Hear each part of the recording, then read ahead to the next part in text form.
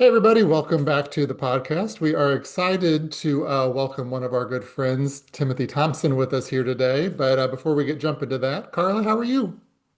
I am fan freaking tabulous. Good. I would expect Colored nothing my less. hair all purple and fresh, ready to go. I'm freshly coiffed, so I'm ready to. Actually, I just combed it. That's all I did. But, it still needs to be trimmed. Well, it Um, looks like you trimmed it up. The because I last have it like I tucked in my saw it was shirt. It's running like, off in 19 different directions. I was like, what is happening with that? well, it's 2 o'clock in the afternoon here, so it's had time to settle down. So it's simmered down a little bit. I thought it got scared on one of your adventures going down one of those wells or these creepy places, all this stuff you're doing in Portugal. I'm like, it has scared his beard Trying to crazy. run But away. was Hey, it scared mine off. I'm Excellent. not even freshly trimmed anymore. It's all gone. you're looking And all good, Tim. look, You're looking fabulous. wide-eyed and bushy-tailed. And thank you, Tim, for joining us today as we continue this trip down memory lane to talk about Carla and Guillain-Barré syndrome and the insanity that we all went through to try to figure out what the hell was going on with her. And of course, you played a very big role in helping to kind of get us to our end game of figuring out what was going on. But before we talk about that, remind me how you two know each other, because I know you've known each other for a long time. And Carla, you introduced me to Tim, so you guys predate me. So how did you guys meet? So I was at a networking event and met Carla, and I think it was just an instant connection. I just saw this light glowing from her, and I love her energy, and I knew she's the type of person that I wanted to be around and wanted to become friends with. And so that's been almost 22 years ago. Oh, thanks, sweetie. I feel the same about you. Like you are pure kindness. I really believe that. Well, Thank I you. just got a cavity. Ugh. Um, No, you're both amazing people, and I was fortunate enough to meet you, Tim, through Carla. Sometimes our professional lives intersected, then we became friends, and here we are. Probably 20 years later. After you got to know Carla, you got introduced to me. But again, thank you for joining us here. And we were talking in our last episode about Carla had just moved in with me, and we still weren't sure what was going on. We had made some appointments. And I think when we last left off, Carla, you had tried to stand up, lost your balance, and kind of fell into me. Am I right there? Yes, you were walking towards me saying something funny and sarcastic, and I was laughing and went, and went to stand up, and you happened to be close enough to me to catch me.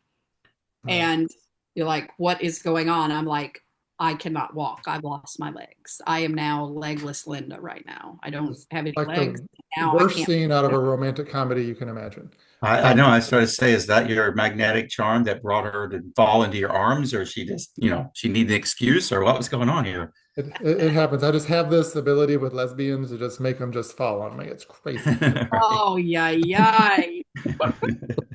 Yeah, I But I didn't have any do. legs or any arms. I realized my legs first. I said, I don't have any legs. And then I'm like, I can't use my arms either. Because I went to reach up for you, I think, and I couldn't And move my I And mean arms. that's a this long in ways the to reach.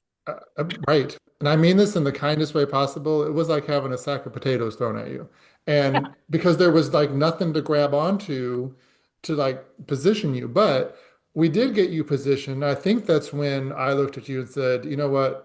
That's enough of this. We're going to the hospital. We have got to figure this out, which led us to the next challenge of, oh, damn, I drive a Jeep Wrangler. If you can't walk, how am I going to get you up into my vehicle to get you anywhere? And then I think that's when you had your idea, Carla, of who could help us.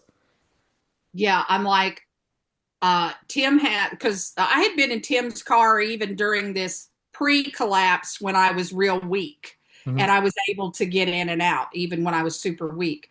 So I said, Tim is really close. He's always will be there for you no matter what. It's his signature. Will always be there for you. He's a ride or die. I said, and he's really close. Let's see if he can come over. Yeah. And yeah, I guess you made a phone call or texted. Do you remember how you connected? I'm sure it was a call. I thought you took my phone and did it. Didn't Yeah. Oh Steve yeah, call you, Tim? I Steve, couldn't dial Steve, because I couldn't use my hands or my you're arm. dialing like this. Steve called me, and then that's what even made it more alarming, right? Because I knew something must have been really awful happening to you.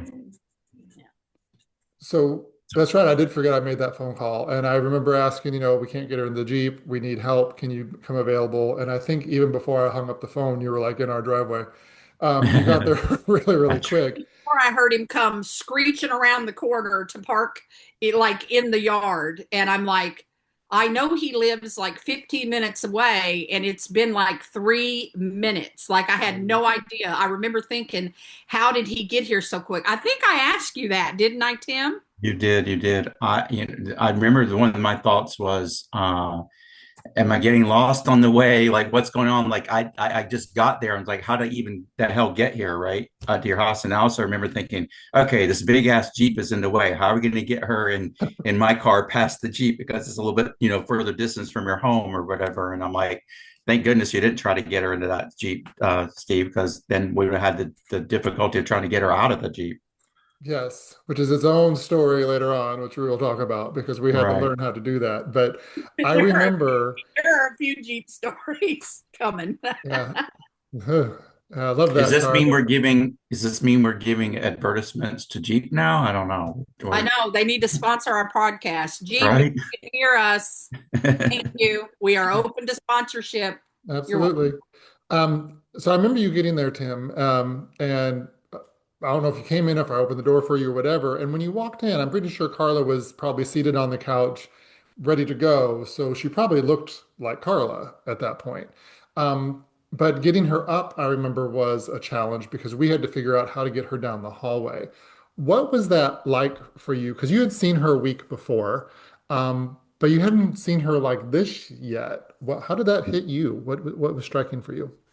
Overwhelmed with emotion. So I'm feeling it again now.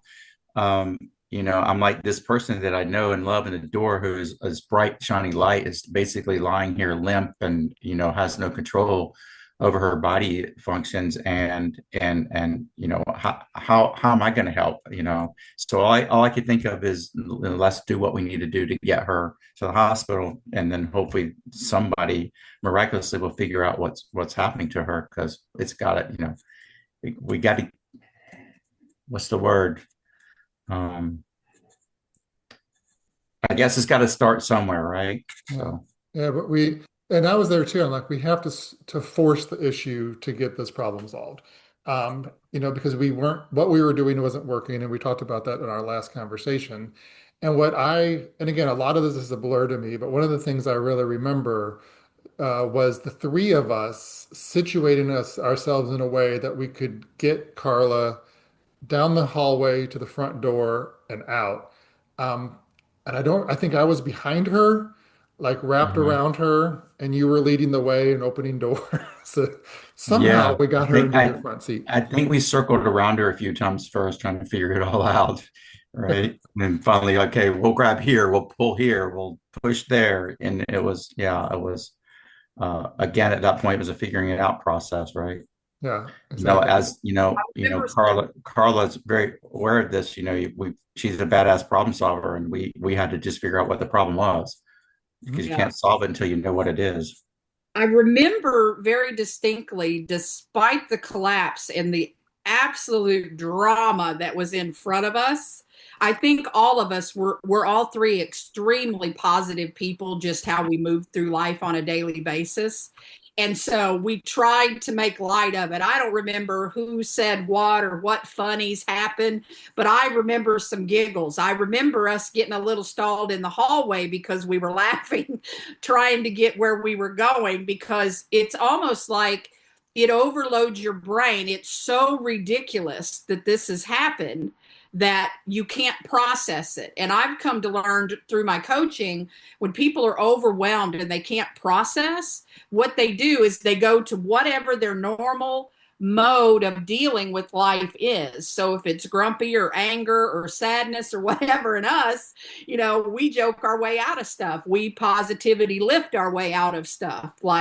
So that was where we went. And I think that was super helpful to me to have two people with that kind of energy, that kind of mentality and modality of operating in life with me when I was literally paralyzed from the neck down. That was pretty damn helpful to me. And if I remember correctly, I think it was something about I I had to grab like the back of your pants to like, and I was like, Uh, I'm going to give you an atomic wedgie, but you can't feel it anyway.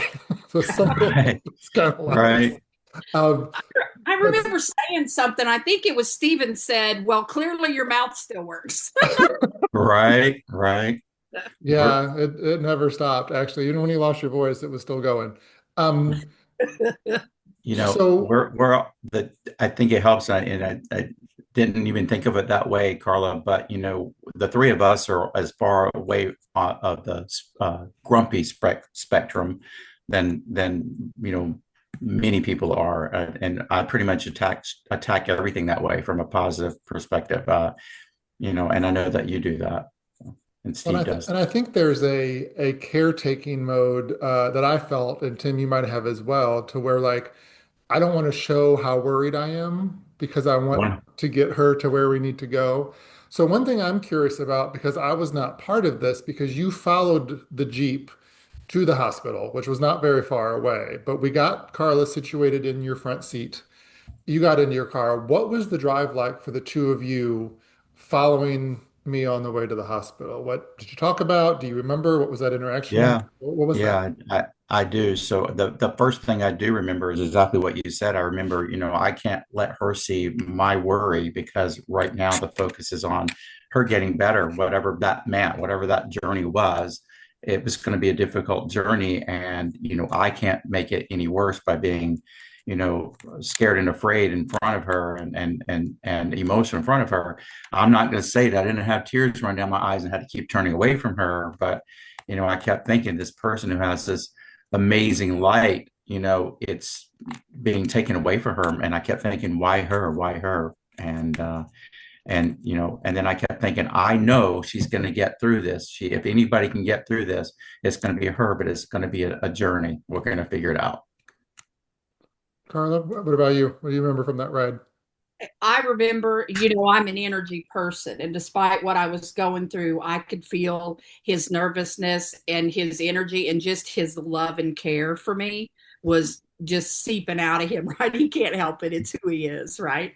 And so Right. it was just seeping out. But I remember feeling safe, very safe with the two of you because it's a very, very scary thing. And I had had so much scary leading up to this that, to be honest, there was a twinge and it was small. It was about 20%, thinking, okay, now these jackasses are going to be forced, not you guys, the hospitals, the doctors, these jackasses are going to be forced to figure out what's wrong with me now because Right. they can't say, go see a psychiatrist Right. because I'm paralyzed. Okay. So that's going to shut that the hell up. And they're going to actually have to earn their medical degrees. And they're going to have to take the time, the energy, the test, the care for the patient. And they're going to have to take care of me. Now, we ran into another patch we'll talk about here in a minute that I'm like, oh, well, it doesn't matter. I'm here at the emergency room. They're still not going to take care of me. So I went back to, oh shit. But right then I was like 20% relieved. And I too, because again, my mind goes, fix it. I was like, we're going to go get answers. Because that had been my biggest depressing thing. My Mhm. biggest fear is that they were just going to let me die because they couldn't come up with answers. And nobody seemed to give a shit, to be truthful. Right. Right. One immunologist, I felt like she went above and beyond, but literally everybody else I talked to, except for the last immunologist we talked to that scheduled my spinal tap, Right. Mhm. those are the only two out of the other 17 that I saw. Nobody cared. I, one other thing I remember about the ride over to the hospital that I just was reminded of is on the way to your house, to get there to get you into my vehicle seemed like instantaneous, like I beamed into your house somehow. I don't know because I don't remember the trip, but I remember the trip going to the hospital seemed so long. Like, are we going to get her here in time? And then what's going to happen with her when we get her there? I know from experience that you go into that emergency room and you sit there for hours. I'm like, this can't possibly happen to her. They've got to get her back there and figure out what's happening. And so I do remember that going through my head because I've had to take my mom to that hospital a few times, and it's just hours and hours before somebody sees you. And it's interesting you Yeah. say that, Tim, because the hospital was really only like 10 minutes away. But I'm with you. It felt like suddenly there's all this traffic. I've got to clear the way, to get us there. And we Right. finally found where we were going to go when we pulled into the emergency lane. And actually, Carla, I'll let you tell this part because you do a good job of explaining me better than I do sometimes. I hopped out and I approached the parking attendant. Yeah.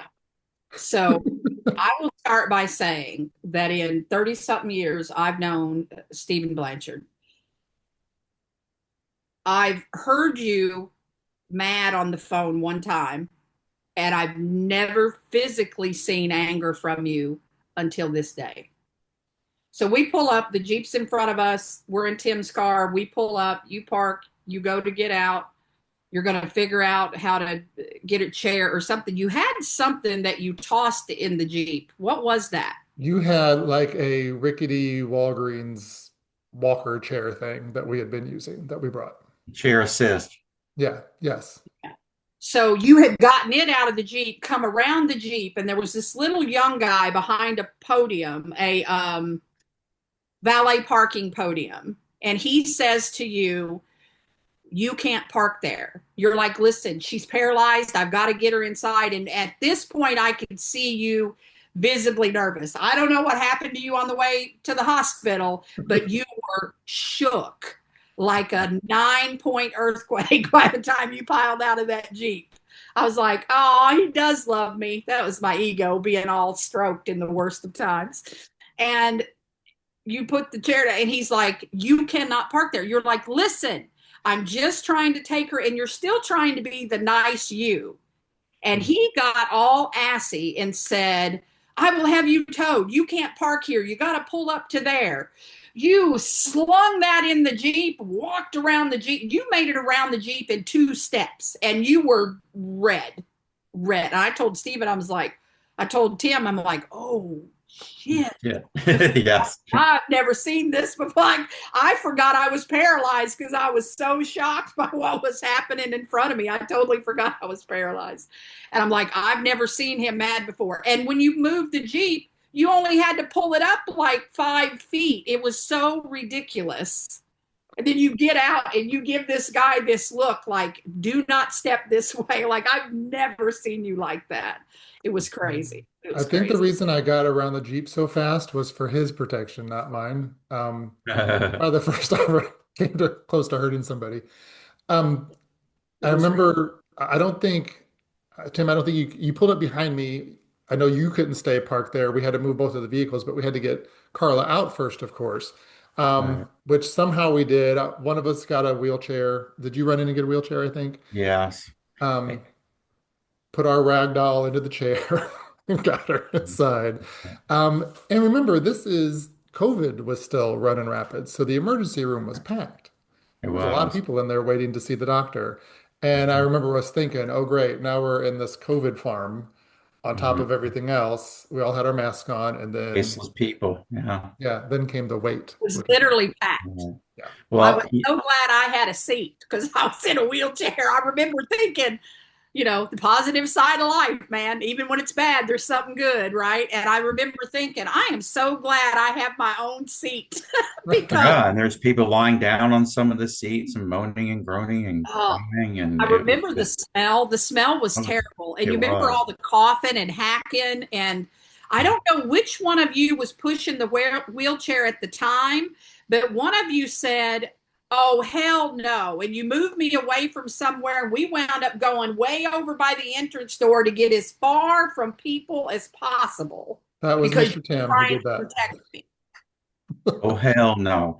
Yeah, and a lot was still going on in my mind. I'm like, okay, this terrible thing's happening to you, and this jerk outside could be towing our cars. And I'm like, we need to be focused on you. And I do remember it going, okay, I better go. And Steve had to leave. Steve had to move his car. Once he got his moved and came in back in the waiting room, then I had to move mine. I'm like, I got to move the damn car because the asshole's out there, and God knows what's going to happen. And then and then how long is it going to take, and what's going to happen, and then it was just very overwhelming It was a moment. circus, and it took us so long to finally be seen.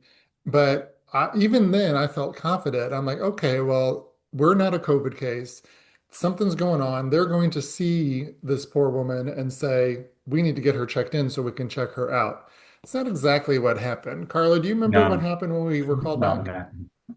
I do. So we went to the front when we checked in, and there was this a cute little gal that was kind of making eyes with me at the front, but I was dealing with another lady, and I was like trying to lean around her. It didn't matter. I was paralyzed. I was still looking, lesbian. Don't ever change. So I was like, she's kind of cute. I'm like, again, forgot I was paralyzed for a second. And y'all are helping me. We're trying to get all checked in, and they're like, get comfortable. It's going to be a while. Remember them saying that? Yep. And I looked around and I'm like, oh, Yeah. clearly because I'm paralyzed, I'm not going to get priority. So we stopped someplace. Then it's like, oh, hell no. We moved to another place, which was much better. I felt much safer for the whole COVID thing because I'm like, that's all I need is COVID on top of this. How's that going to happen? Paralyzed with diarrhea. Do not sign me up for that. Let's not do that. I have enough going on. Let's stop right there, please. And I remember saying on the way to the hospital, because this disease had progressed from my toes to my fingers and then my feet and then up my calves, and then boom, I was paralyzed. It happened so fast that it took over my body. I'm like, please let me get there. Let me get checked out. Let them figure it out before it does anything else. That was a big thought of mine on the way to the hospital. So we roll over. We're in the corner and away from people. And then I think it was you, Stephen, that remembered, oh, we were supposed to come tomorrow for your spinal tap at this very place because the immunologist had a suspicion it might be GBS and she wanted me to have a spinal tap. And so I think you went through the door. You asked somebody, one of us went through the door. Was it you, Tim, or was it you, Stephen, that went through the doors and talked to them about me supposed to be there, checked in a room anyway for a spinal tap? Which one did that? You guys remember? Pretty sure that was Steven. I I think think so. so. Yeah. Because at that point, I didn't know about the spinal tap Yeah. Yeah. appointment. And then Stephen managed to get somebody to say, bring her back. So he motioned for me and you to go back, right, Tim? Didn't all three Yes. of us go back? Yes. Then I'm sitting in front of this little desk, and the lady behind the desk was super nice. I'm like, finally, somebody that's listening, somebody that cares, somebody that gives a shit, right? Right. And she was very nice, and she's looking it up. She calls somebody else down, and then that person wasn't the greatest, and they're like, we can't, she's got to go back to the waiting room. And you both looked at each other. Tim went to speak, and then Stephen, in his big, booming, giant body voice, says, you all do understand she's paralyzed, right? She is from Yes. the neck down, she's paralyzed. And you must have said the word paralyzed 5 times. At least. And they're like, sir, we know, but you got to go back to the waiting room. We will take care of it. We will get her in. It's going to be okay, but you got to go back to the waiting room. So we go back to the waiting room. How long did we wait? 4 or 5 hours before we went back to the desk? At least. Yeah. It was, probably like 4 hours. It was getting fuller and fuller. They weren't really taking anybody back. Like, we just didn't see an end to it, which makes sense because at Tampa General, I was there 14 hours and waiting, which is, we got to fix the healthcare system. That's a whole different Whole nother thing. Yeah. So then we go back to the front, and the girl that I thought was making eyes at me on the way in, well, I was correct because she came to the front and said, hey, I love your hair. I said, thank you. And she said, listen, I said, do we have any idea how long it's going to be? And she said, listen, I'm not supposed to tell you this, but there may be another facility of ours that's a standalone ER, not hooked to a hospital, that might not have a big waiting line. I said, can you tell me, in my best magnetic flirting self? I said, can you tell me not long, what not long means? She said, there are two people in the waiting room, but it's in Brandon. You'll have to go to Brandon. And then Stephen's like, oh, shit. We're going to have to figure something out. And Tim, you had to go. You were having some other crisis too at the same time. I don't remember what it was, but you had to leave. Well, it was Yeah, also like 10:30 at night. it was late. I felt torn. Yeah. Didn't want to leave. And then I kept in contact a bit with Steve, and then I found out you guys were going to the other place, right? And Yeah. before we There went to wasn't the other anything to place, do. And bef- you didn't even have a seat in the waiting room. One of you two took Turned turns standing. standing. That's why I was so glad I had my seat under my ass, because y'all were taking turns standing because there wasn't even a seat for you. That's how full this waiting room was, with people coughing and hacking and ugh. and Yeah. before we could drive to the other facility, somewhere in there, you told me that you needed to use the restroom. Oh, yes. Oh yeah. How did I forget this part? Oh my Yeah. God. Let's tell this So story. let me preempt this with saying that this is the beginning of a very intimate relationship that Carla and I developed during all of this. But go ahead. Oh, oh well, we had already had the bathtub incident where I got Yeah, stuck. We I'd had already that. seen some things. This got even worse, and later in the night it gets even worse. But you tell this one better than I do, I think. Well, you had to go, I think it was after we spoke with the people that said you got to go back out to the waiting room. We're like, and you're like, yeah, I have to pee. I'm like, okay, well, she needs to use the bathroom. They said, well, just use the one right here down the hall. So I wheel you in your wheelchair, and it's the handicapped accessible, of course, we're in a hospital, and get you in there. And I just go in with you because I know this is going to be a hands-on experience. And I remember parking you, reaching down and putting my hands around your waist, like right under your boobs, and picking you up and kind of spinning a little bit to put you on the toilet.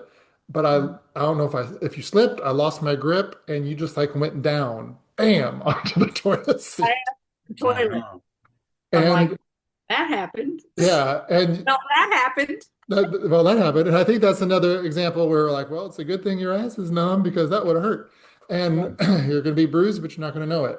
So we get you situated. I get yourself ready to do what you need to do. And there's this banging on the door. And I'm like, what? It's occupied and it just keeps banging and keeps banging. Ignore it again, ignore it again. This poor woman is just trying to pee in peace. And I'm trying to like give her as much space as I can in this little room. Finally, I don't think You yelled first. You yeah, I yelled said, out. she's just peeing, we're fine. And some voice said, okay. And they walked away. It was a male voice, I think, Mhm. said, okay. And they walked away. And I'm continuing to, again, when you're paralyzed, it's really hard to figure out pee or anything. You know, you got to go, but you don't even know if you're hitting the toilet. You just don't know what's happening down there. So it was about 2 minutes later, there was a big, big knock on the door and a bunch of voices. Yes. I'm like, that can't be a choir. I don't know what's happening out there. yeah. Not the holidays. So I think you wrapped up and we had, put you back together. And I opened the door and there's like five panicked looking people out there from the nursing staff.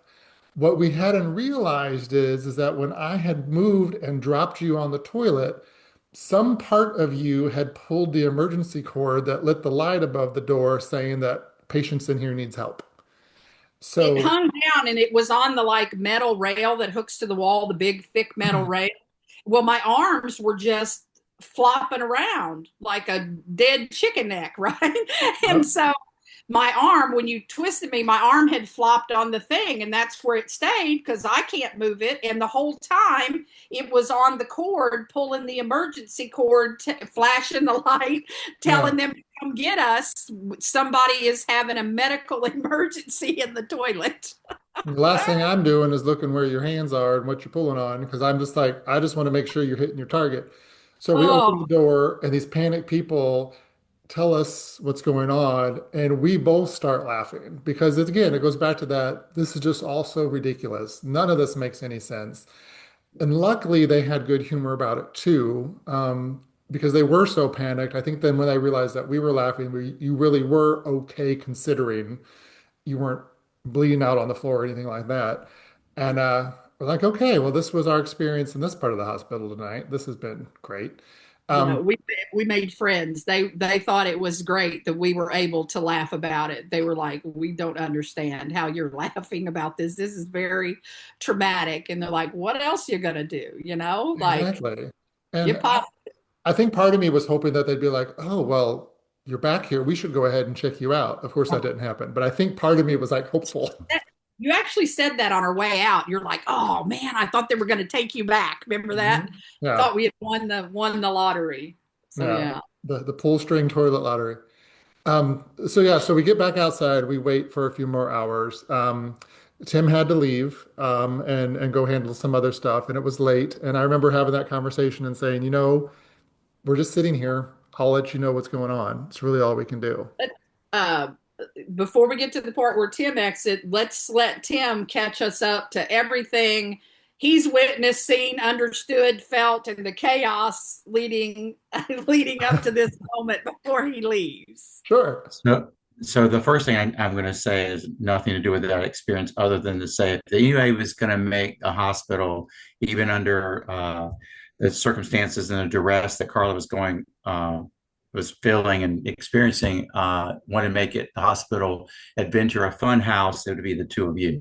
So, so you Well, guys, thank you. I you think guys are both mischievous that way, I think. So, so the laughter always helps the healing, right? Yeah, boy, I I, learned that. yeah, there were so many things that were happening, and kind of you guys are bringing to light now the memories, and the thing I do remember the most with me is I just felt so helpless. And then I felt guilty that I had to leave and go help deal with my mother-in-law stuff, and I just I didn't. I was torn, like I've got this heavy weight, regardless of what I do. Right, I didn't know what to do. Mhm.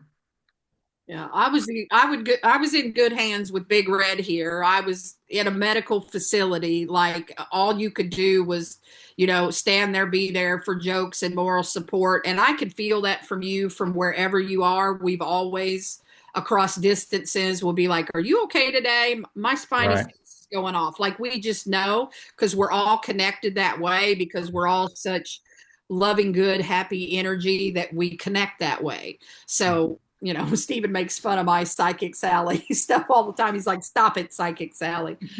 Um, but so I could feel that. So you did absolutely the right thing. Where we went next, the way it happened, you probably would have been stuck in the waiting room while we were out back. They wouldn't have let two people go back with me. So you 1000% know it beyond a shadow of a doubt. You made absolutely the right decision to go take care of other family obligations because this family was okay. it was, they were protecting that back emergency room area like it was some military base. I remember that. I'm like, oh my God, it's like shifting the world to get you back there. And that was the other frustration I kept feeling was like, why is it that way? I remember looking at the girl and I said, the one at the little desk in the back, and I was being nice to her. I wasn't being rude to her because she was nice. I'm like, "Do you mind me asking, like, what would have to be wrong with me for me to get taken back right away? I'm paralyzed from the neck down. We have no idea what it is, what it's going to do next, what is happening. It's a mystery thing going on. And I don't rate being taken to the back. What would it have to be?" And she said, "I wish I had an answer for that. Right. I wish I had an answer for that." Like, Yeah. Stephen again was like, "Really? Right. Really?" Even he was still wound up from the ballet. You- Not a good way to I start your think you would visit. have had to have a heart attack and paralyzed and been gushing blood and who knows. I mean, it was just terrible. Yeah. Well, I don't think you were seen as like an imminent death situation, which I Right. think it would have had to have been. And and again, we're at the height of COVID, so they're treating all these people. Healthcare workers are stressed out. the system is a mess, so the whole, the problem is bigger than one person, obviously. Um, and I'm so thankful to the young girl up front who said, I can't tell you this, but there's this facility. It's about 20 miles south of here. She was very vague, but she knew what she was telling us. And I think, did that happen before or after you left him? Was that, you had already left, I think. I had already left. It was just Okay. moments after I left. Because I think I had texted you and let you know that we were going somewhere else. Yeah. And I remember And I was like, asking, what the blah, blah, blah, blah, blah. mhm. I remember asking this lovely young girl, I said, okay, we're going to go to this other location. I said, but I need to ask one favor.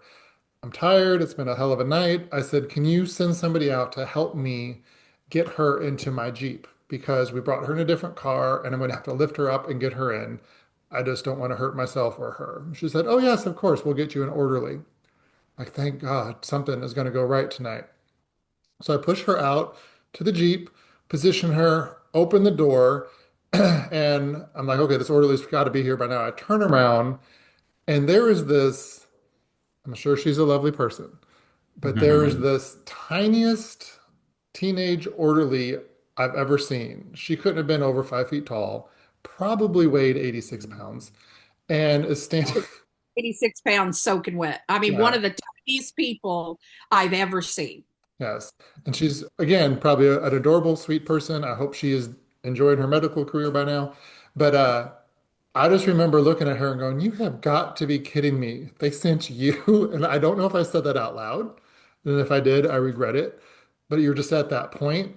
And she's You like, looked yes, at they her sent me out to and said, help. What, are you the one they've sent to help? Like in a questioning way, but you weren't rude in any way. do you know where you are? Do you know how tiny you are? She's like, yes, what can I do to assist? I was like, I came from Munchkin Land. exactly. I'm like, there's I nothing. I climbed said, out of the Keebler elf tree just to help. I remember taking a breath and looking at Carla, whose face was like, I don't know what's going to happen here. I was like, if you can just hold the wheelchair and keep it from moving, what else are you going to do? So I got into the potty squat again, wrapped my arms around, and I remember you, like, you're like, I can't get your arms are like around my neck, but you couldn't grasp. And I remember saying something like, just hold on as best you can because I don't know what's going to happen here.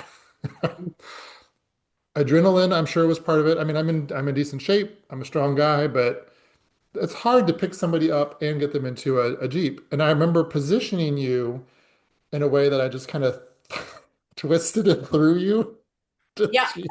Somehow you had both arms around me like a Heimlich lift, and then all of a sudden you kind of shifted, and I'm like, shit, we're going to the chapel. I thought that in a split second because you dropped this arm down, dropped my body down, and then you reached and kind of got my legs, got up under my butt, and literally tossed me. Off I went, and I landed from my shoulder up in the driver's seat over the console with my feet pointed out the door. And you're like, oh, I said, well, I'm in your seat. You're like, well, you're in. And you spun my feet around, and that popped me back in the seat because you had to move my legs for me. And you shut the door, and off we went. So, And yeah, I the next. How many believe people can say they tossed a lesbian into a Jeep? it's true. And I believe that was 2021, right? Is it when all this went down? Yeah, yeah, 2021. And so I believe I held the lesbian shot put record for that year for distance into the to the Jeep. I will tell y'all one more thing I remember. Do y'all remember when we moved over, we were facing the door and we went back, saw the lady, the whole drama with pulling the cord, and then we're back in the waiting room, right? And at that point, I think both of you were standing, one on my right and one on my left. Do you remember me looking up at both of you and just kind of grinning? Yes, I do actually remember that And now. one of you said, I think, what are you up to? And I said nothing because I was in my own thoughts. What happened in that moment was I looked up at both of you and I honestly thought to myself, and it wasn't with a depressive mood. It really was like spiritual uplift light kind of mood that came over me. And I looked at both of you and I thought to myself, if whatever this is kills me today, because we didn't know, Right. and now we're at the hospital and they don't seem to care either. So I'm like, I'm out of options. So I'm like, if this kills me today, I ended laughing, smiling with two of my absolute favorite people in the world. And you know what? I'll take it. That's what I thought in that moment. Wow. That is very sweet. Thanks for sharing that because, thanks wow. for doing it. So we're trying to get you to cry during this episode. Now I'm doing it. I'm glad somebody else is the crier, Tim. I just kept thinking somebody needs to study her. What is going on with this lesbian?